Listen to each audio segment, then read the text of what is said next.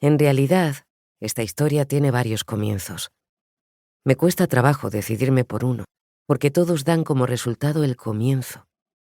Se podría empezar esta historia en un viejo edificio de Berlín, de manera muy poco espectacular, con dos cuerpos desnudos en la cama, con un hombre de 27 años, un músico implacablemente talentoso, que está a punto de hundir su talento en sus caprichos, en el ansia insaciable de cercanía y en el alcohol. Pero también se puede comenzar la historia con una chica de 12 años que decide lanzar un no a la cara del mundo en el que vive y buscar otro inicio para ella y su historia. O se puede retroceder muy lejos, hasta las raíces, y empezar allí. O comenzar la historia con los tres principios a la vez. En el mismo instante en que Aman Baron, al que normalmente se conocía por el nombre de El Barón, o tan solo Baron, me confesó que me amaba con una gravedad desgarradora, con una levedad insoportable, con un amor ruidoso hasta el grito y silencioso hasta la mudez, con un amor un tanto enfermizo, débil, desilusionado y esforzadamente duro, mi sobrina Brilka, que tenía 12 años, dejó su hotel de Ámsterdam rumbo a la estación. Tan solo llevaba consigo una pequeña bolsa de deporte, muy poco dinero en metálico y un sándwich de bonito en la mano. Quería ir a Viena y se compró un billete barato de fin de semana que servía para trenes regionales. Había dejado en la recepción una nota manuscrita en la que decía que no tenía intención de volver a la patria con el grupo de danza y que era inútil que la buscáramos. Justo en ese momento yo encendí un cigarrillo y sufrí un ataque de tos. En parte porque lo que estaba oyendo me sobrepasaba, en parte por el humo con el que me había atragantado. Aman, al que yo misma nunca llamaba el varón, vino enseguida hacia mí, me golpeó la espalda con tanta fuerza que me quedé sin aire y me miró perplejo.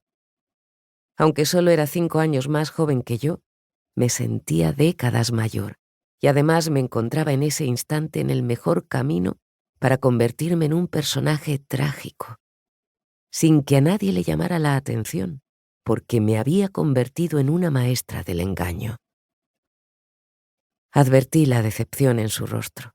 Según confesó, no esperaba esa reacción, sobre todo después de haberme ofrecido ir con él a la gira que iba a emprender en 2 semanas. Fuera empezaba a llover ligeramente.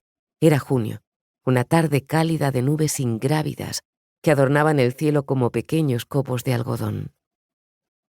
Cuando superé el ataque de tos y Brilka hubo subido al primer tren de su odisea, abrí la puerta del balcón y me dejé caer en el sofá. Tenía la sensación de estar ahogándome. Vivía en un país extranjero. Había roto el contacto con la mayoría de las personas a las que antaño había querido y habían significado algo para mí, y había aceptado un puesto de profesora visitante que, aunque aseguraba mi existencia, nada tenía que ver conmigo.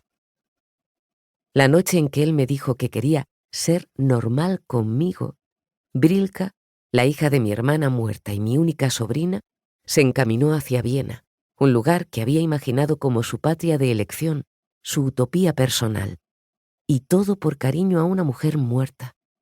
En su imaginación, había convertido en una heroína a esa mujer difunta, mi tía abuela, y por tanto la tía bisabuela de Brilka.